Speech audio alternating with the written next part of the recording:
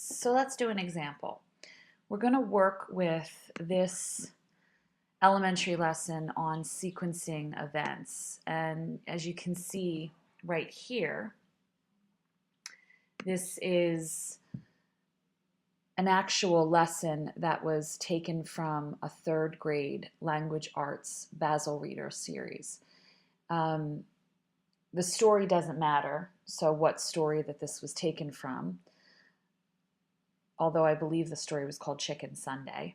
But what does matter is that this is an actual piece of general education curriculum that students in third grade, part of their mini lesson when they're reading the story is to understand how to put different story events into correct order. So when children are learning how to read, one of the things that we test them on and assess them on is their ability to retell a story with items in order and understanding that a story has a beginning, a middle, and an end. And it gives a suggestion as to how the students would show this example in the classroom. So I'm sure you can imagine a third grade classroom where this would be going on. Students would be reading a story, and then they would be working on comprehension activities to show that they truly understand what they are reading. So we're going to use this as the basis for our example.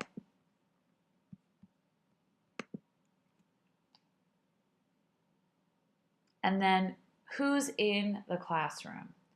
So who are the students that we're modifying for? Well, one thing I will say on a side note is if there are two teachers in a classroom, and for our purposes, we're going to make believe that there are, we're going to give you the utopia of special education where you have a regular ed teacher and a special education teacher, although that doesn't always exist in inclusion and legally does not have to exist. It's important to understand that. But if a district is going to put the financial resources to put two teachers in a classroom, there are going to be way more than the 3 kids that we are talking about in that room. There would likely be 8 to 10 students with disabilities, and those disabilities would vary. And it would be your job as the special education teacher to not necessarily be the person delivering content, although it can be your job. But your main job is to modify, adjust, and adapt the curriculum for the students who are in the classrooms with IEPs. That is your role. That is why you are there.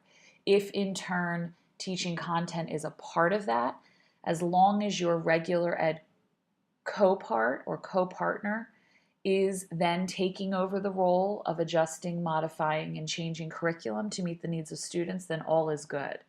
But both pieces need to be going on at all times when you have 2 teachers in the classroom. When you have 1 teacher in the classroom, it has to be going on at all times too, but it's 1 person doing it as opposed to 2. But legally, a district does not have to put 2 teachers in a classroom. So I wanted to give you a realistic sense of it, but for our purposes, we're really just going to focus on 3 kids so that we can really understand what we're doing for those children. And in that classroom, we're going to have Molly, who has spina bifida. She has a shunt in her brain and braces on her legs. She does have brain damage.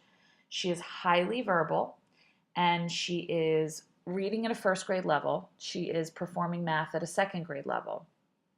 And remember, we're in a 3rd grade classroom.